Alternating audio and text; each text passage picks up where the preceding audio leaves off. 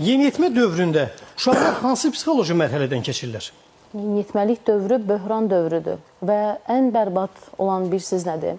O qədər dövrlərdən danışırıq ki, amma ən çox da dinlənilməyən hissə bax odur. Hər yaşın özünə məxsus xüsusiyyətləri var və yeniyetməlik dövrü bu yaşların içərisində ən çətinidir.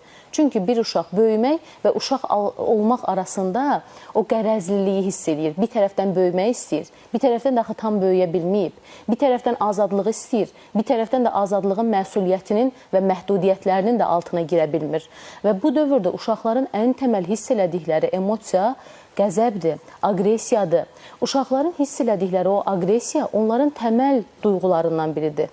Və həmin o aqressiya onların bütün fəaliyyət sahələrinə, bütün olduqları mühitlərdə hər hissəyə təsir edir. Dostları ilə rəftarında da, müəllimi ilə rəftarında da, ailə üzvlərinin rəftarında da. Eynən, ən əsasda valideynlə münasibətdə görürük.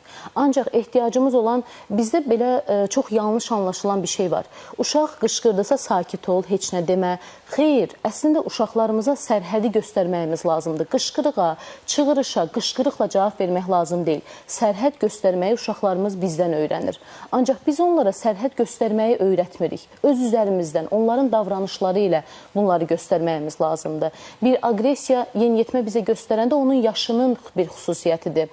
Biz burada indiki dövr və keçmiş dövrü sevirik müqayisə eləməyə belə baxanda, amma belə sual gələ bilər, axı biz göstərmirdik. Elə göstərmirdik deyə duyğularımızı göstərməyə bu qədər əziyyət çəkəcək bir hala gəlmişik. Ancaq indi də borderline bir cəmiyyətdə yaşayırıq. Fikir verirsiniz. Amma indi göstərəndə də necə edirlər, onu nizamlaya bilmirik. Bəli, borderline cəmiyyət elə budur. Biz uculardayıq, müəllimə yanaşmada da uculardayıq, təhsilə yanaşmada da uculardayıq. İllər əvvəl deyilirdi ki, əti sənin, sümüyü mənim. İndi deyirlər ki, o müəllim sənin haqqında niyə belə söz desin ki? Yəni, orta hissə yoxdur məsələdə. Eynən, məsələ tək bir insanın üzərindən getməməlidir. Cəmiyyət olaraq məktəbə, təhsilə, müəllim anlayışına yanaşma zədələnib.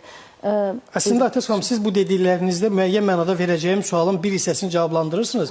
Amma sualı istəyirəm konkret verim ki, bir qədər də onun davamını gətirəsiniz. Bir şagird hansı həddə gəlib çatır ki, hansı psixoloji vəziyyətə gəlib çatır ki, bu hadisəni törədir? Burada bir həddiyə bir şey yoxdur, İrfan bəy. Ən çətini də bu deyilə. Bir uşaq müxtəlif hissələrdən təsirlənərək sonda bir nəticəyə gedə bilər. Əslində, insan daha çox özündə nəticəni görür. Ancaq biz nəticələrdən ibarət deyil, əslində, proseslərin içərisində var oluruq. Və bir uşaq o proseslərdən keçərək sonda o nəticəyə gəlir. Və bu prosesin içərisində valideyn-övlad münasibəti var. Məktəb, müəllim, valideyn, uşaq hər birinin birlikdə münasibəti var. Müəllimlə uşağın təklikdə münasibəti var və həmçinin dostlarla münasibəti var. Eyni zamanda